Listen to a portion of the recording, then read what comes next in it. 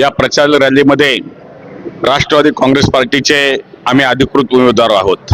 आदरणीय शरदचंद्रजी पवार साहेब असतील, आदरणीय या राज्याचे उपमुख्यमंत्री आणि पालकमंत्री अजितदादा पवार साहेब, त्याचप्रमाणे या विभागाच्या खासदार सुप्रियाताई सुळे की ज्या आज या पदयात्रेमध्ये रॅलीमध्ये सहभागी होणार आहेत। आणि अशा परिस्थितीमध्ये अ गटातून असणारे आमच्या उमेदवार रश्मीताई रुपेशदादा घुले, ब गटातल्या असणाऱ्या जिल्हा परिषदेच्या माजी सदस्य आदरणीय अनिताताई इंगळे, क गटातून असणारे आमचे उमेदवार संदीप पाटील मते आणि ड गटातून असणारा मी सोपान उर्फ काका चव्हाण, असे आम्ही एक चौघांचा असणारा हा पॅनल अत्यंत एकजुटीने, एक चिकाटीने आणि जिद्दीने आमच्या असणारे सर्व पदाधिकारी, कार्यकर्ते, हितचिंतक, नातेवाईक हे फार मोठ्या प्रमाणामध्ये गेल्या महिना 2 महिन्यापासून प्रचारात सहभागी आहेत।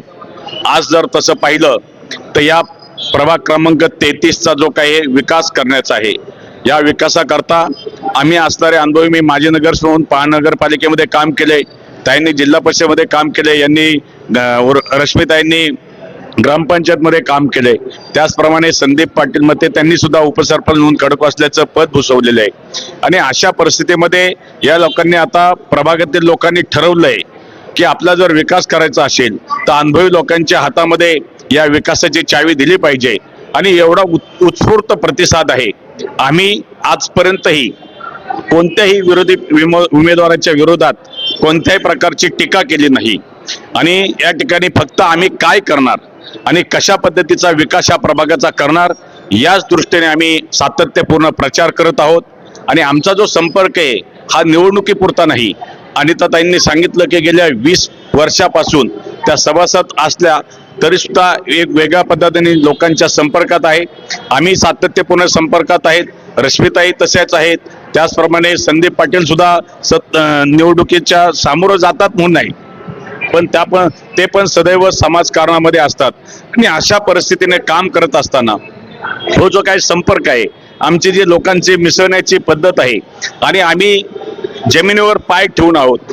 प्रत्येक मतदाराच्या प्रत्येक नागरिक हा आमच्यासाठी देव आहे आणि तशा पद्धतीने आम्ही त्यांच्याशी वर्तन करतो आणि तोच फायदा या ठिकाणी आम्हाला निश्चितपणाने होणार आहे।